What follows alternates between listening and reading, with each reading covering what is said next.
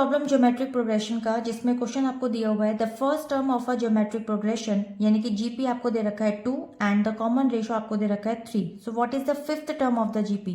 यानी कि जीपी निकालने का एक बहुत ही आसान तरीका है कि अगर आपको fifth term of the GP यानी कि जीपी अगर आपको निकालना है, तो देखिए मैं सबसे पहले आपको the general formula for the nth term, यानी कि जब भी आपको कोई भी टर्म निकालनी होती है तो ज्योमेट्रिक प्रोग्रेशन में उसका फॉर्मूला क्या होता है। फॉर्मूला आपका यहाँ पर होगा, यहाँ पर ए, यहाँ पर लिखेंगे आप n equals to a1 and multiply by r and n minus 1।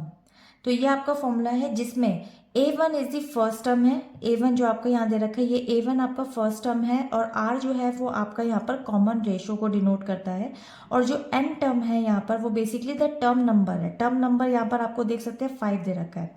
ठीक है, तो चलिए सबसे पहले हम यहाँ लिख देते हैं कि a1 आपका यहाँ पर है 2, उसके बाद आपको दे रखा है r बेसिकली है 3 यानी कि कॉमन रेशो, और उसके बाद दे रखा है n यानी कि है वो 5।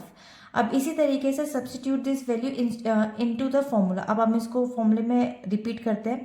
तो देखिए फॉर्मूले में रिपीट करने के लिए इसको हम आगे मूव करते हैं और फॉर्मूला लिखते हैं यहाँ पे a5 क्योंकि टर्म आपको यहाँ पर 5 है निकालनी है, और 2 इंटू 3 यानी कि पावर आ जाएगी 5 माइनस 1, क्योंकि आपको यहाँ पर दे रखा था n माइनस 1, तो टर्म आपका 5 है, 5 माइनस 1 हो गया equals to 2 multiply by 3, 5 minus 1 हो जाएगा 4। नाउ यू कैन इलेबोरेट, 3 को 4 टाइम्स मल्टीप्लाई करेंगे you will get 81। So 2 multiply bye 81 यानी कि 162। तो यानी कि अगर हम बात करें यहाँ पे फिफ्थ टर्म की, so fifth term of the GP जो आपको निकालना था, तो वो आपका आंसर आ जाएगा यहाँ पे 162 विल बी दी आंसर। तो आई होप कि आपको ये वाला क्वेश्चन क्लियर हो गया होगा। Bye bye.